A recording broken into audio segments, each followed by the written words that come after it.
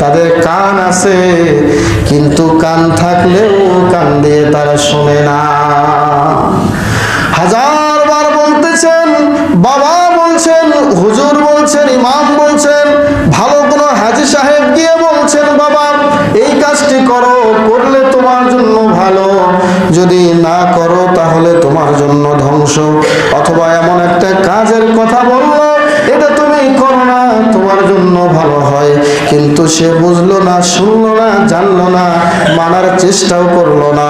আল্লাহ রাব্বুল আলামিন বলছেন, শোনো শোনো, অন্তর থাকে কিন্তু অন্তর দিয়ে বোঝে না, কান আছে কিন্তু কান দিয়ে শোনে না, এরপরে চক্ষু আছে চক্ষু দিয়ে দেখে না, এদেরকে তো মানুষ বলাই যাবে না। আমি আল্লাহ বললাম, উলাইকা কাল আনআম, এরা হলো চতুষ্পদ জানোয়ারের মতো। বলেন নাউজুবিল্লাহ।